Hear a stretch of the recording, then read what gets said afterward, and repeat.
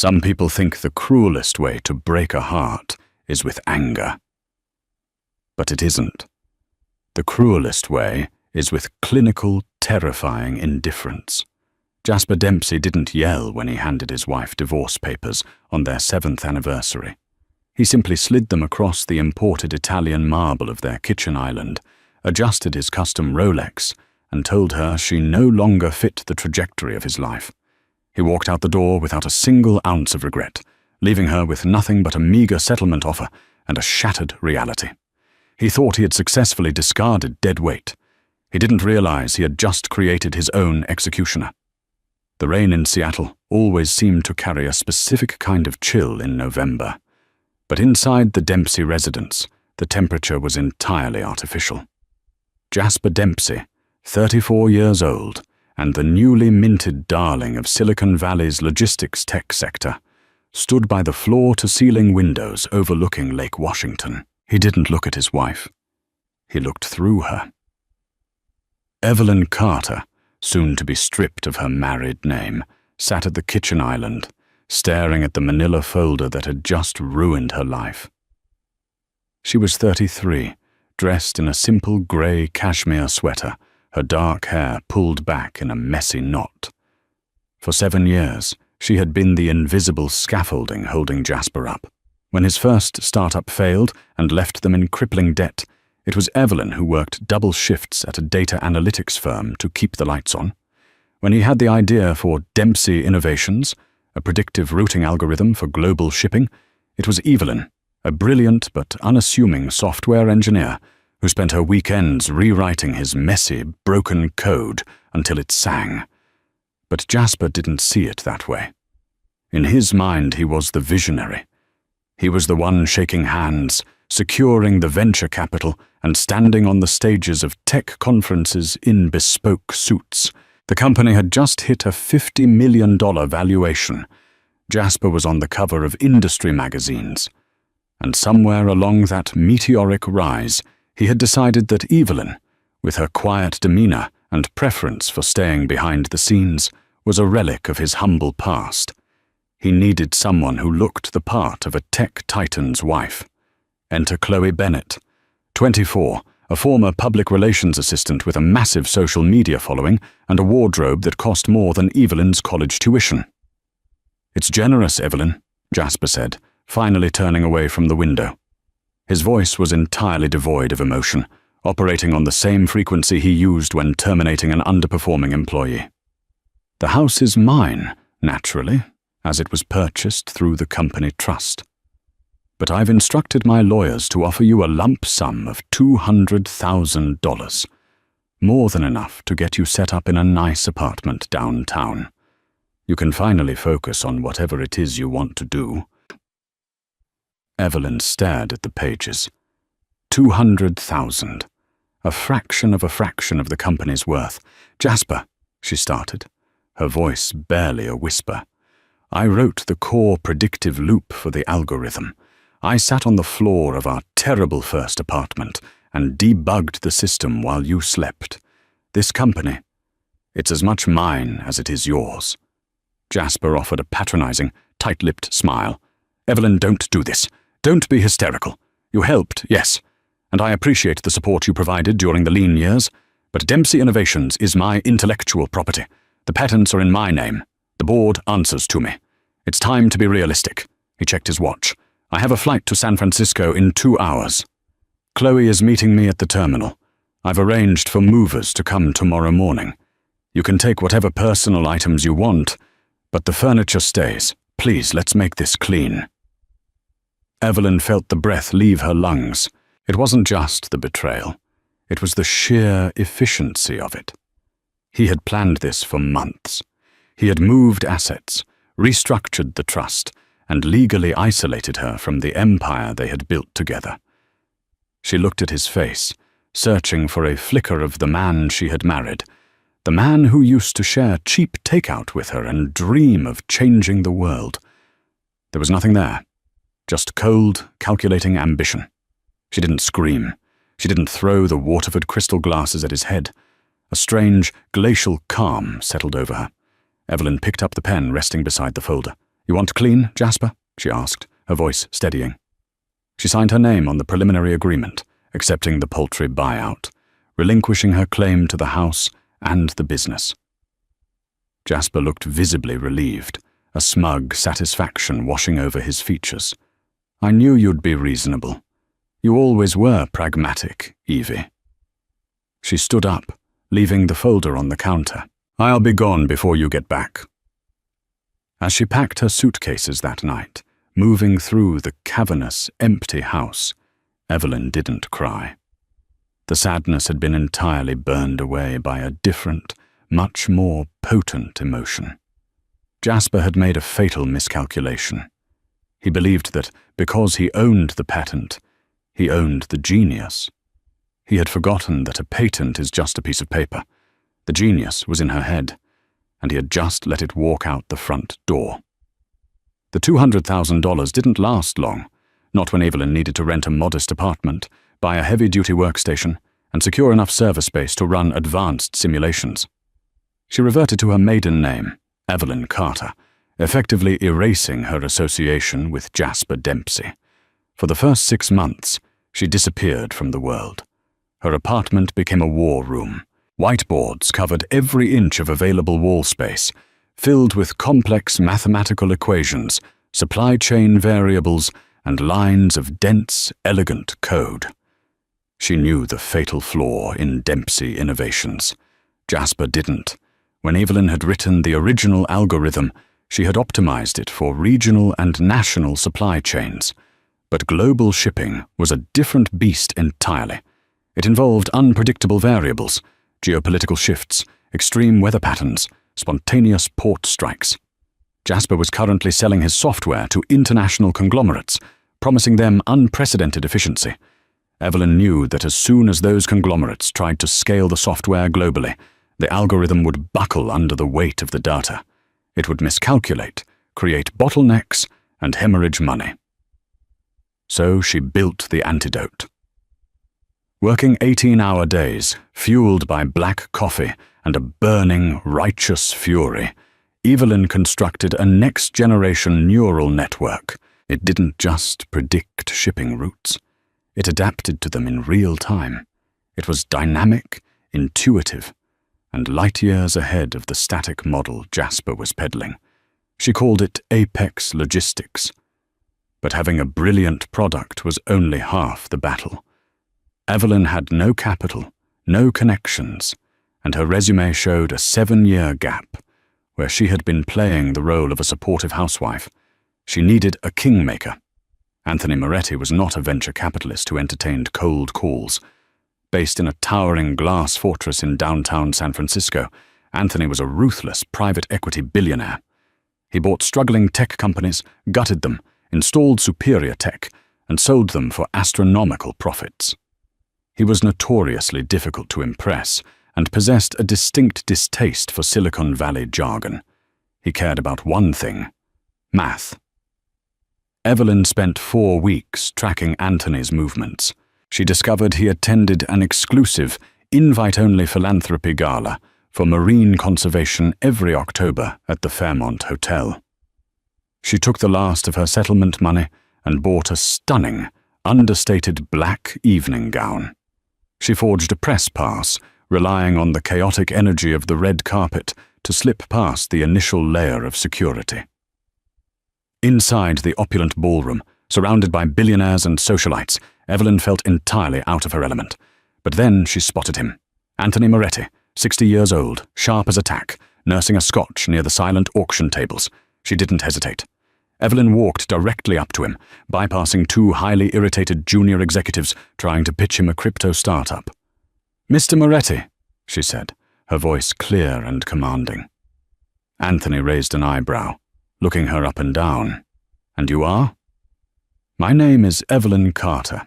In about 18 months, the global supply chain sector is going to experience a massive disruption because the leading software currently being adopted by major shipping lines possesses a fundamental structural flaw regarding dynamic scaling."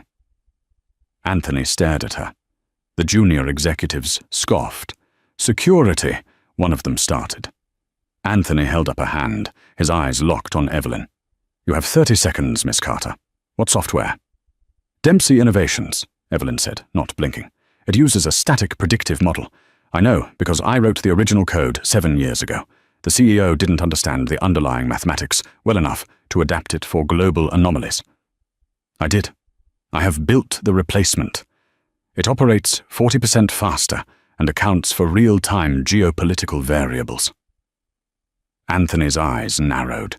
He was a shark, and he smelled blood in the water. He knew of Dempsey Innovations. Everyone did. If you wrote it, why aren't you there? "Because the CEO decided he wanted a younger wife and forced me out of the company," Evelyn said, brutal in her honesty. "I am not here for revenge, Mr. Moretti. I am here for market dominance. The revenge is just a pleasant byproduct." Anthony let out a sharp, barking laugh. He reached into his tuxedo jacket and pulled out a matte black business card. "My office, tomorrow at 9 a.m. Bring your laptop. If your code is a mess, I will have you thrown out. If it's as good as you say it is, we will talk." The next morning, the due diligence began. It was a grueling 6-hour session. Anthony brought in 3 of his top software engineers to tear Evelyn's code apart. They threw impossible scenarios at her algorithm. They stress-tested the neural network. They tried to break it. They couldn't. By 3 p.m., the lead engineer looked at Anthony and simply nodded. The code was bulletproof. It was a masterpiece. Anthony poured 2 glasses of sparkling water, sliding one across the mahogany table to Evelyn. "You need capital, infrastructure, and legal protection to launch this without Dempsey trying to sue you into oblivion for intellectual property theft." "The architecture is entirely different," Evelyn countered. "It's legally distinct. I made sure of it." "Doesn't matter. He has more money than you. He will bury you in litigation just to stall you," Anthony said practically. "Unless, of course, you are backed by a firm that has a legal department that terrifies him." Evelyn leaned forward. "What are your terms?" "I don't just invest, Evelyn. I own. But you are a rare breed. I want exclusive rights to Apex Logistics. I will fund it, staff it, and deploy it. In exchange, you become a senior partner at Moretti Capital. You will head our entire tech acquisition division." Evelyn took a slow breath. In 24 hours, she had gone from a discarded ex-wife to sitting at the right hand of one of the most powerful men in finance. "I have one condition," Evelyn said softly. "When Dempsey Innovations inevitably starts to crash, and they come looking for a bailout, we handle the acquisition." Anthony's smile was downright predatory. "Deal." 3 years can be an eternity in the tech industry. For Jasper Dempsey, it had been a slow, agonizing descent into hell. Evelyn's prediction had been flawlessly accurate. When Dempsey Innovations signed major contracts with 2 of the world's largest maritime shipping conglomerates, Jasper had celebrated by buying a yacht and throwing a lavish party with Chloe. But within 6 months of deployment, the nightmare began. The static algorithm couldn't handle the massive influx of data required for international routes. A sudden storm in the Pacific or a sudden tariff hike in Europe would cause the system to freeze, misrouting billions of dollars worth of cargo. Client complaints turned into massive lawsuits for breach of contract. Dempsey Innovations' stock plummeted. Jasper was bleeding cash. He fired his lead engineers, blaming them for the failures. But nobody could fix the core problem because Jasper himself didn't understand the foundation of the code he had stolen from his ex-wife. To make matters worse, Chloe had grown accustomed to a certain lifestyle. The private jets, the designer bags, the lavish vacations. She didn't understand the word budget. When Jasper tried to curb her spending, she threatened to leave him, creating a toxic, stressful environment that left him perpetually exhausted. By the end of the 3rd year, Dempsey Innovations was on the verge of bankruptcy. Jasper had one desperate play left. He needed an acquisition. He needed a massive private equity firm to buy him out, absorb the debt, and give him enough of a golden parachute to maintain his dignity and his wealth. his broker managed to secure a meeting with the holy grail of acquisitions, Moretti Capital. Jasper spent days preparing the pitch. He rehearsed his smile, practiced his deflections regarding the software's minor bugs, and put on his finest Italian suit. He flew into San Francisco, leaving a complaining Chloe behind in Seattle, and walked into the towering glass headquarters of Moretti Capital. He felt a surge of his old arrogance as the receptionist escorted him to the top floor. He was Jasper Dempsey. He had built a $50 million company. These suits would see the value in his brand. They just needed his vision. The double doors to the executive boardroom swung open. It was a vast, intimidating space, featuring a polished oak table that seemed to stretch on forever. Floor-to-ceiling windows offered a panoramic view of the San Francisco Bay. At the head of the table sat Anthony Moretti, looking like a monarch holding court. Jasper immediately stepped forward, extending his hand, his charismatic CEO smile plastered on his face. "Mr. Moretti, an absolute honor. Jasper Dempsey. I am thrilled to discuss the future of Dempsey Innovations with you," he projected smoothly. Anthony didn't shake his hand. He merely gestured to a chair opposite him. "Sit down, Mr. Dempsey." Jasper faltered for a second, masking his irritation, and took a seat. He opened his sleek leather briefcase, pulling out his glossy pitch decks. "I've brought the latest quarterly projections. As you can see, despite some recent market turbulence, our market share—" "I don't care about your projections, Jasper," Anthony interrupted, his voice cutting through the air like a scalpel. "I care about the fact that your core algorithm is fundamentally broken and currently costing your clients roughly $4 million a day in logistical delays." Jasper swallowed hard, a cold sweat breaking out on his neck. "There have been growing pains, naturally, but my engineering team is—" "Your engineering team is entirely out of their depth," Anthony said plainly, "because the person who actually wrote the code isn't there to fix it, are they?" Jasper froze. His heart hammered against his ribs. How could Moretti possibly know that? He had buried Evelyn's involvement under mountains of NDAs and legal paperwork. "I assure you, Mr. Moretti, the intellectual property is entirely mine, and I have total control over the architecture." "That is a fascinating claim." A new voice echoed from the back of the boardroom. The voice was calm, melodic, and devastatingly familiar. Jasper whipped his head around. A side door connecting to the executive suites had opened. Walking into the room, dressed in a sharp, impeccably tailored navy power suit, was Evelyn. Her hair was styled in a sleek bob, her posture radiating an effortless, terrifying authority. She carried a tablet in her hand, her expression completely unreadable as she walked the length of the table. Jasper's mouth opened, but no sound came out. He stared at her as if he were looking at a ghost. "Evelyn," he finally choked out, his voice cracking. What are you doing here?" Evelyn didn't look at him. She walked directly to the empty chair at Anthony Moretti's right hand, the seat reserved for the second in command.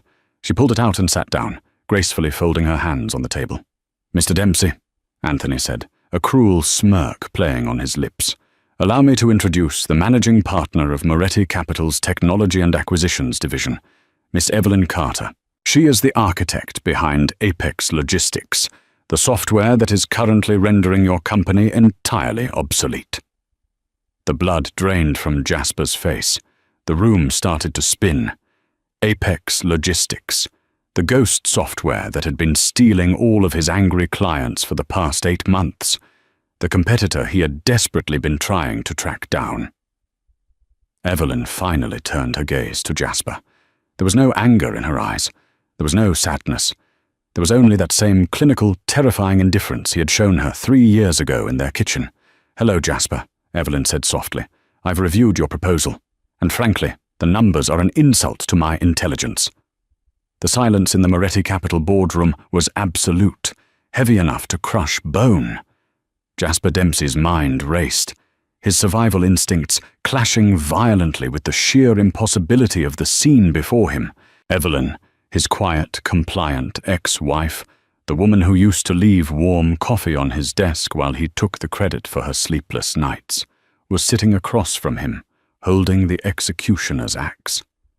He tried to force a laugh, a dry, grating sound that echoed awkwardly off the glass walls. Evelyn, wow, this is quite the theatrical setup, Anthony. I have to admit, bringing my ex-wife in to evaluate my company, it's an interesting negotiation tactic. Anthony Moretti leaned back in his leather chair, steepling his fingers. He didn't smile. Miss Carter is not here as a negotiation tactic, Jasper. She is here because she owns the mandate on all logistics acquisitions. I don't sign a single check in the tech sector without her explicit authorization. You are pitching to her, not me. Jasper's polished veneer began to crack. He gripped the edge of the mahogany table, his knuckles turning white. Evelyn, be reasonable. Whatever personal grievances you have against me, whatever resentment you've been holding on to for the past 3 years, this is business. Dempsey Innovations is still a massively valuable asset. We have a robust client list. We have infrastructure.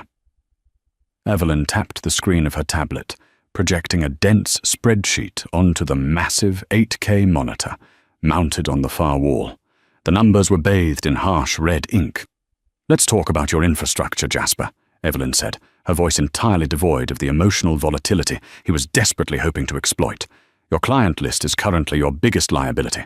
Last Tuesday, global shipping giant Meridian Freight issued a formal notice of breach of contract because your algorithm misrouted 4 cargo ships carrying perishable agricultural goods, resulting in a 72-hour delay at the port of Rotterdam.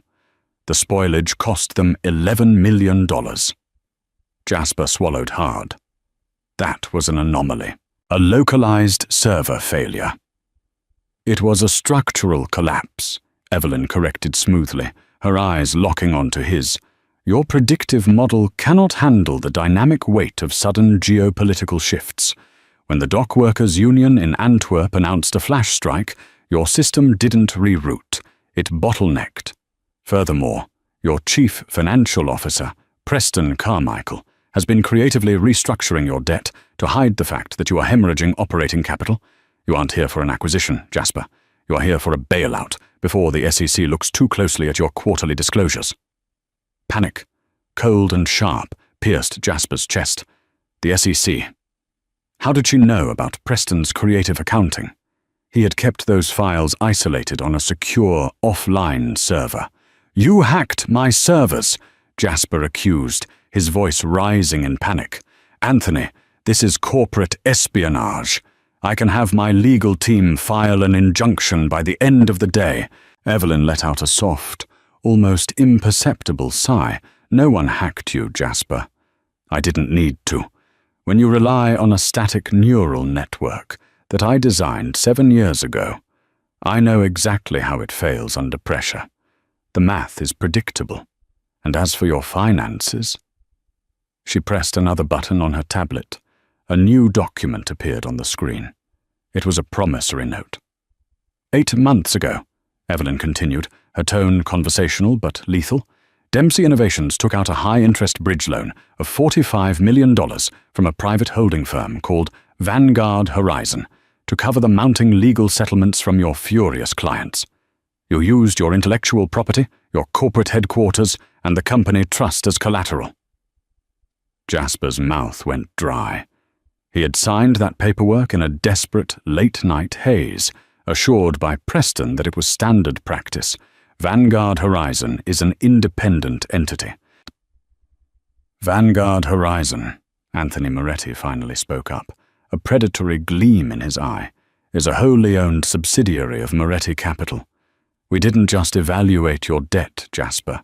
We bought it. We own it. We are your primary creditor. The floor seemed to drop out from beneath Jasper. He was completely, utterly trapped.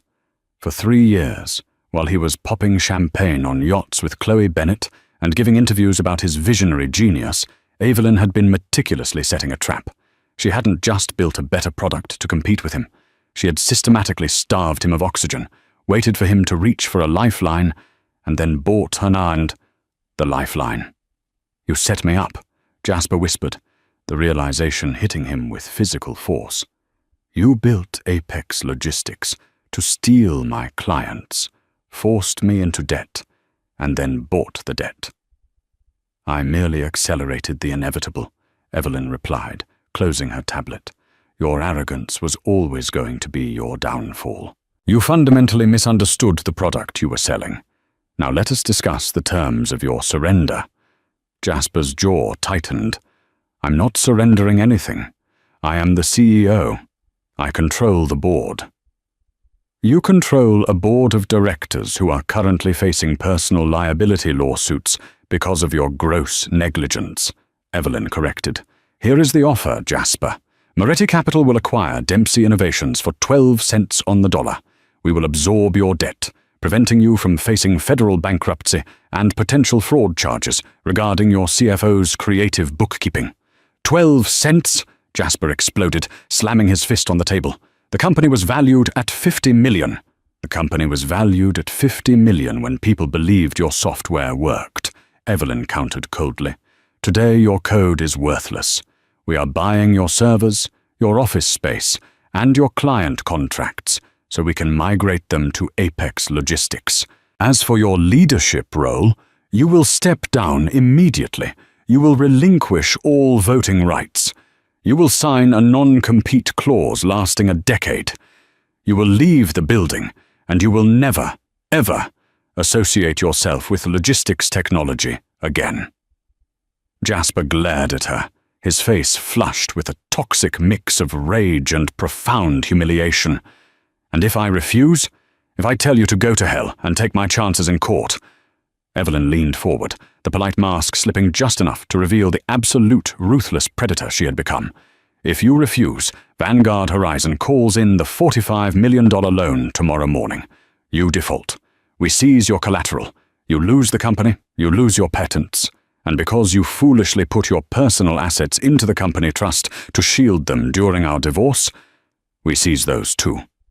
You will leave this room with the clothes on your back and a mountain of legal fees you cannot pay.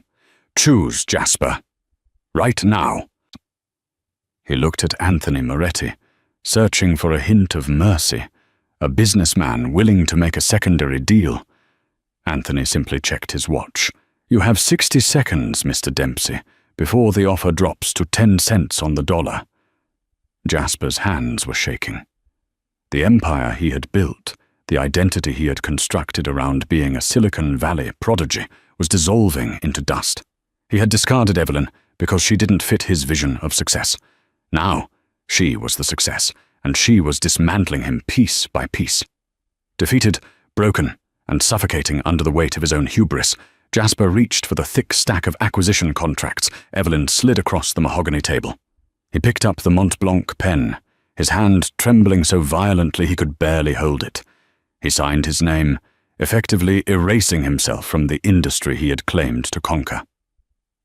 The flight back to Seattle was the longest of Jasper Dempsey's life. He sat in the first class, staring blankly at the complimentary glass of champagne the flight attendant had poured him. He didn't touch it. He felt entirely hollowed out, a ghost haunting his own life. He had lost the company. He had signed away his life's work for a fraction of its worth, just enough to clear the catastrophic debt and keep himself out of federal prison. He was 37 years old, unemployed, legally barred from the only industry he knew, and utterly humiliated by the woman he had thrown away. But as the plane touched down at SeaTac Airport, a grim, desperate rationalization began to take hold in his mind. "I still have the money I took out before the crash," he told himself. "I still have the house in Mercer Island. I still have Chloe. I can pivot. I can start a consulting firm. I'm Jasper Dempsey." He clung to his arrogance like a life raft. When the town car pulled up to his sprawling, ultra-modern estate overlooking Lake Washington, the very house he had kicked Evelyn out of 3 years prior, he noticed a sleek, black moving truck parked in the circular driveway. Frowning, Jasper grabbed his briefcase and hurried to the front door.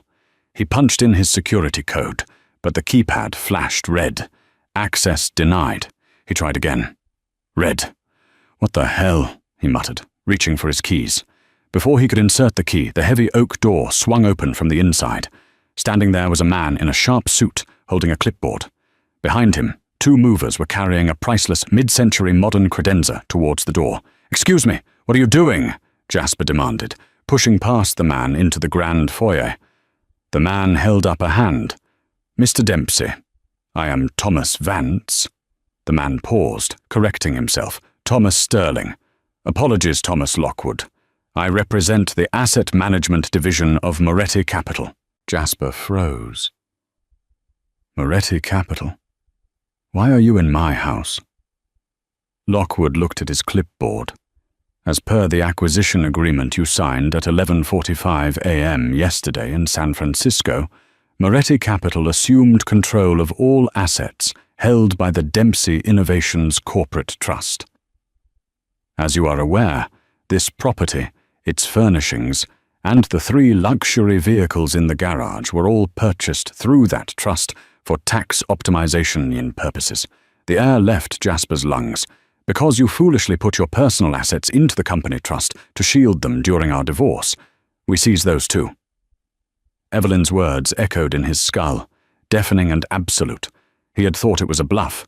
He thought the residential property would be protected under some obscure corporate loophole his lawyers would find. "You can't do this," Jasper choked out. "This is my primary residence." "Legally, it is a corporate asset of a company you no longer own, Mr. Dempsey. We are liquidating the estate to recoup the massive operational losses your algorithm caused," Lockwood said, his tone entirely robotic. "We have packed your personal clothing and items not purchased by the trust. They are in those 4 suitcases by the door. I must ask you to vacate the premises immediately, or I will be forced to contact local law enforcement." Jasper stumbled backward, his back hitting the cold, imported marble wall of the foyer. "The house, the cars, gone." "Where is Chloe?" Jasper asked, his voice cracking. "Where is my fiancée?" "Miss Bennett departed approximately 2 hours ago," Lockwood informed him. "She seemed quite distressed. She requested a car service to the airport." Jasper didn't wait to hear more. He pulled out his phone, his fingers slipping on the glass screen as he frantically dialed Chloe's number. It went straight to voicemail. He dialed again. Voicemail. He opened his banking app, desperate to see what liquid cash he had left in his personal checking account. He stared at the screen, the numbers blurring. $14,250. That was it. That was the entirety of his liquid wealth. Chloe had spent the last 3 years treating his credit cards like a bottomless well, buying designer wardrobes, funding lavish vacations for her friends, and redecorating the house. He had allowed it, believing the company would always print money. When the account started drying up, he had leveraged everything into the company trust to keep up appearances. He was broke. Jasper walked slowly to the 4 suitcases sitting by the front door. He looked around the cavernous, echoing house. It was the exact spot where he had handed Evelyn the manila folder containing their divorce papers. He remembered the cold, clinical indifference he had shown her. He remembered telling her that she no longer fit the trajectory of his life. Now the universe had perfectly, ruthlessly inverted his reality. The sound of high heels clicking against the marble floor snapped him out of his shock. He looked up, expecting, hoping against hope, to see Chloe returning. But it wasn't Chloe. Walking through the open front door, flanked by 2 private security contractors, was Evelyn. She was dressed in a tailored beige trench coat against the Seattle drizzle, looking exactly like the billionaire power player she had become. She stopped a few feet away from him, surveying the half-empty foyer. "You always did have terrible taste in art, Jasper," she noted, glancing at a gaudy abstract painting the movers were taking off the wall. "I'm having the whole place gutted before I put it on the market." Jasper stared at her, his eyes bloodshot, his tailored suit wrinkled from the flight. "You took everything," he whispered, the fight completely drained out of him. You took my company. You took my house. You ruined my life." Evelyn walked closer to him. She didn't gloat. She didn't smile. She looked at him with the profound, terrifying pity one might reserve for a wounded insect. "I didn't ruin your life, Jasper," Evelyn said quietly, her voice echoing in the empty hall. "You did. You built a house of cards on the foundation of my intellect, and then you kicked me out, expecting the house to stand on its own. I simply let gravity do its job." She looked down at the 4 suitcases. $200,000, she said, almost to herself. "That's what you gave me when you stood in this exact spot and told me I was dead weight. It took me 3 years to turn that into $500 million. Let's see what you can do with those suitcases." So she turned to Thomas Lockwood. "Make sure the locks are changed by 6 o'clock, and cancel the internet service. We aren't paying for utilities on an empty property." "Yes, Miss Carter." Evelyn turned back to the door, stepping out into the cold Seattle rain. A black Maybach was waiting for her in the driveway, the driver holding an umbrella open. Jasper watched her walk away, the reality of his absolute destruction finally settling into his bones. He was a man who had tried to buy the world with stolen genius, and in the end, he couldn't even afford the cab ride away from the wreckage of his own ego. Jasper's descent was not a spectacular explosion. It was a slow, agonizing bleed. The first week in a rundown motel near SeaTac Airport was spent in a state of frantic delusion. He treated his 4 suitcases like temporary luggage, convinced that his exile was a brief misunderstanding that his charm and network could resolve. He set up a makeshift office on a wobbly laminate desk, opened his laptop, and began making calls. He was, after all, a recognized name. He had been on panel discussions at South by Southwest. He had shaken hands with senators. He believed his brand possessed inherent equity. His first call was to a senior partner at Sequoia Capital, a man who had practically begged to lead Dempsey Innovations' Series B funding round 2 years prior. "David, it's Jasper Dempsey," he pitched smoothly to the voicemail, his voice dripping with forced confidence. "I've recently exited my previous venture, a strategic pivot, and I'm putting together the framework for a massive disruption in the AI-driven logistics space. I'd love to get you in on the ground floor." He left similar messages for contacts at Andreessen Horowitz and Lightspeed Venture Partners. He emailed former golfing buddies who ran boutique private equity firms. He reached out to angel investors he had wined and dined on his yacht. For 3 days, his phone remained dead silent. The corporate world is an incredibly small, fiercely interconnected ecosystem. By the time Jasper had checked into his motel, Anthony Moretti's legal team had already filed the public acquisition documents. The market knew exactly what had happened. Moretti Capital hadn't just bought Dempsey Innovations. They had performed a hostile extraction of its assets for pennies, neutralizing a catastrophic debt caused by catastrophic tech failures. Worse still, whispers of Preston Carmichael's creative accounting had leaked into the financial press. No formal charges were filed. Evelyn had ensured the acquisition shielded Moretti Capital from SEC blowback, but the stench of fraud clung to Jasper's name like tar. In Silicon Valley, you are allowed to fail. You are never allowed to be a liability. Jasper Dempsey was radioactive.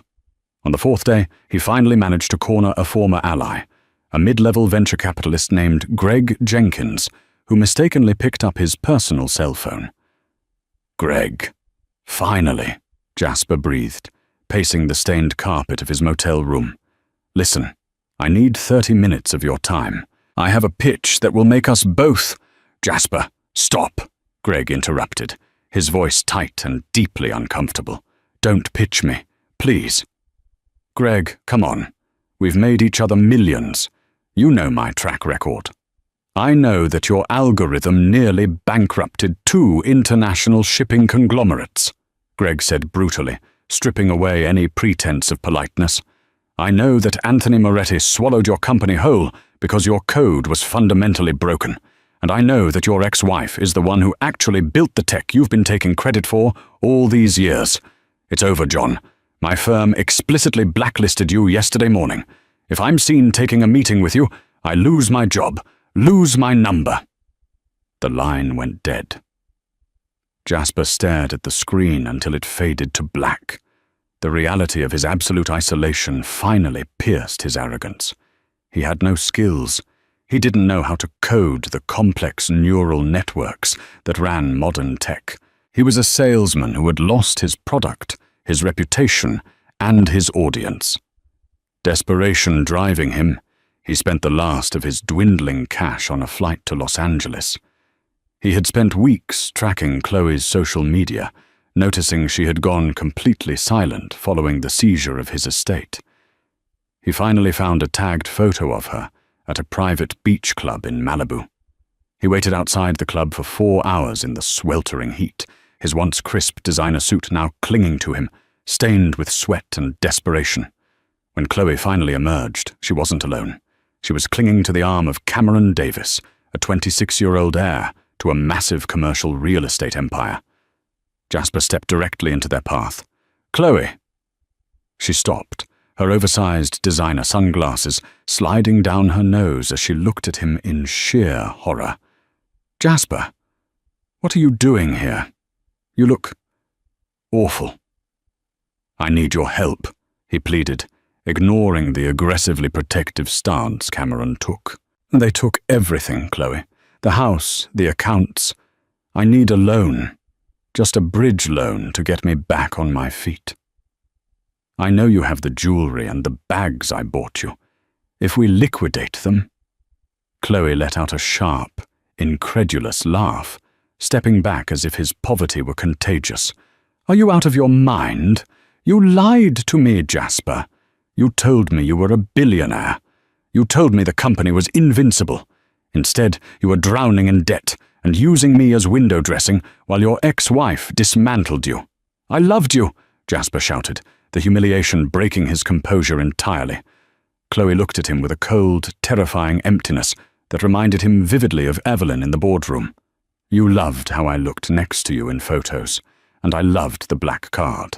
The card bounced, Jasper. We're done. Cameron, let's go." Jasper stood frozen on the sun-baked pavement, watching them climb into a sleek silver Porsche. As the engine roared to life and the car sped away, he felt the final pillar of his ego crumble into dust. He had discarded a brilliant, loyal partner for a superficial accessory, and the moment the gold flaked off, the accessory had discarded him. He was completely, utterly alone. Power in the modern world is rarely loud. It hums.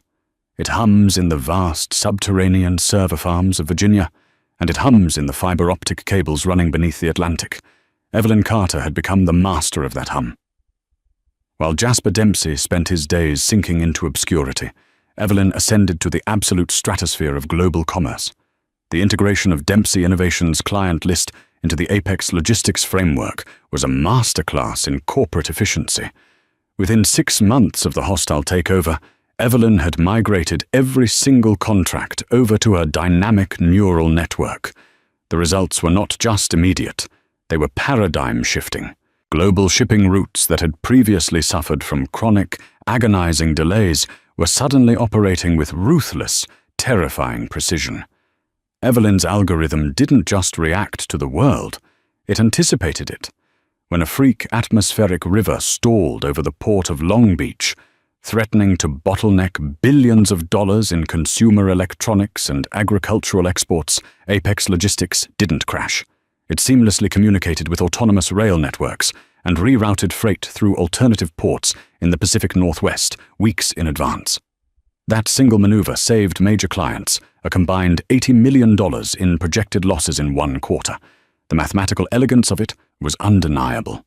The international logistics community bowed to her. By her 2nd year as senior partner at Moretti Capital, Evelyn was no longer just Anthony Moretti's secret weapon.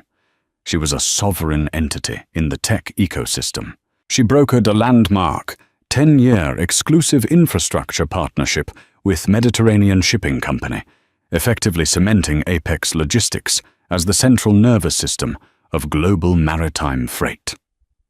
She no longer worked in the shadows of a cramped apartment, surviving on lukewarm coffee and sheer spite.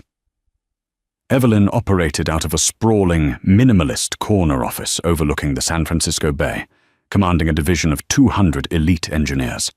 She attended the World Economic Forum in Davos, sitting on panels discussing the future of AI-driven macroeconomics alongside central bank governors and foreign ministers. She had built an empire, and unlike Jasper's fragile house of cards, hers was constructed on the unshakable bedrock of pure, flawless mathematics. 3,000 miles away, in a bleak, windowless dispatch center in Dayton, Ohio, Jasper Dempsey was staring at a flickering monitor.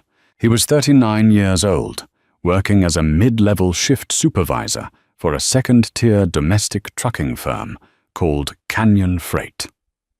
It was the only job he could secure after 14 months of agonizing, humiliating unemployment. He was legally barred from the tech sector by his non-compete, and his reputation was too toxic for any executive role in Silicon Valley. He spent his days arguing with exhausted truck drivers over static-filled headsets and manually entering bill of lading data into outdated, clunky interfaces. His physical transformation mirrored his professional decay. The bespoke Italian suits and custom Rolexes were gone, sold off to pay mounting legal fees, back taxes, and the sheer cost of survival.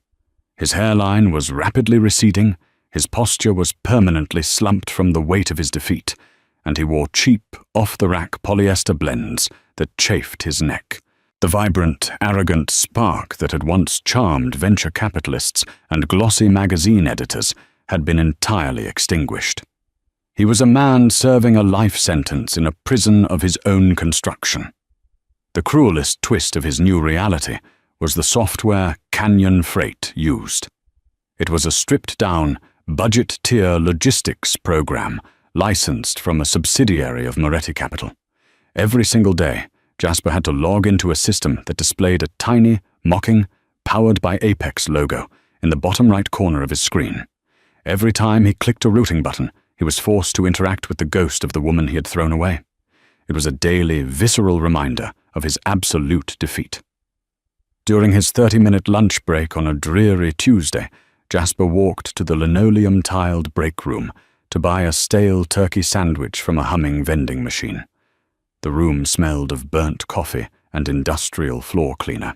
A copy of Bloomberg Businessweek had been left on a scarred plastic table by the regional manager. Jasper stopped dead in his tracks. His breath hitched in his throat. Evelyn was looking back at him from the cover. She was photographed sitting in the back of a black Maybach, looking directly into the lens. Her expression was calm, fiercely intelligent, and entirely unyielding. The bold white headline read, "The Architect, How Evelyn Carter Rewrote the Rules of Global Trade and Captured a $50 billion Market." He slowly reached out, his hand trembling so violently he nearly knocked over a half-empty mug, and picked up the magazine. He opened to the feature article, his eyes scanning the glossy pages with a sickening sense of masochism. He read about the massive European expansion deal she was currently brokering in London. He read about the current valuation of Apex Logistics, a number so astronomically high it made his former company look like a neighborhood lemonade stand. He read the detailed breakdown of how she had engineered the corporate takeover of Dempsey Innovations, a maneuver now being taught as a case study in predatory efficiency at elite business schools across the country.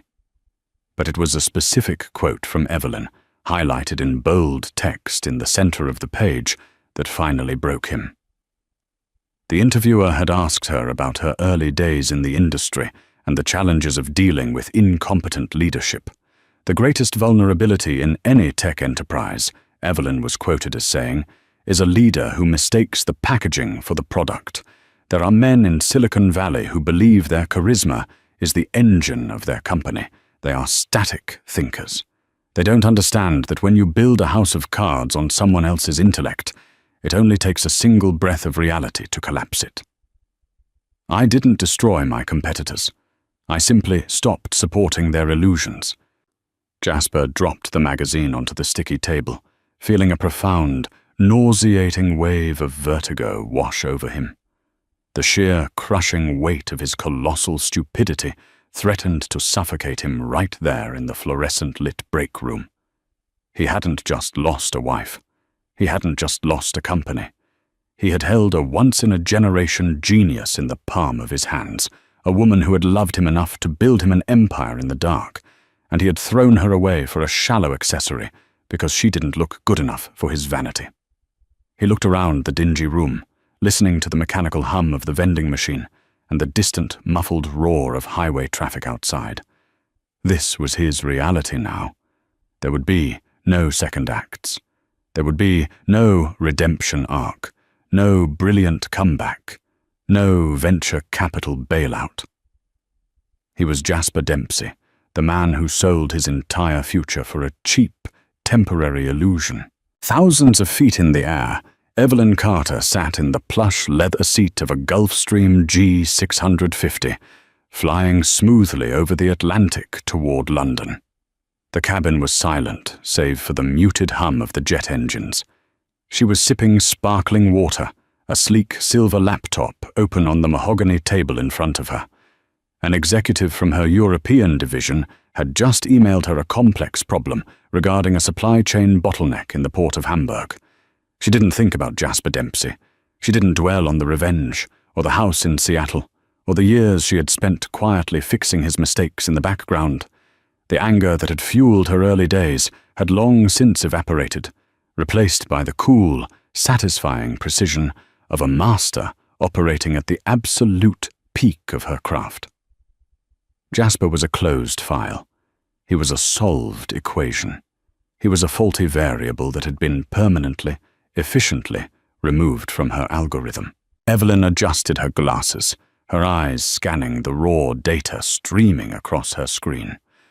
There were still inefficiencies in the world, massive, tangled webs of chaos waiting to be unraveled by elegant mathematics. She placed her hands on the keyboard and began to type. She had work to do. In the brutal arena of corporate warfare, the most fatal error one can make is mistaking a quiet foundation for a weak one. Jasper Dempsey believed his charismatic facade was the engine of his empire, entirely blind to the brilliant architect keeping the structure intact. His downfall was not an act of vindictive sabotage, but the natural consequence of removing his own life support. Evelyn Carter did not merely reclaim her stolen legacy, she forged a new one from the ashes of his hubris. Her trajectory serves as a clinical, undeniable testament to the fact that true power is never loud. It does not need to boast, and it does not need to demand recognition. Substance will always outlast spectacle. In the end, Jasper was left with exactly what he valued most, an empty image, while the woman he discarded walked away with the world.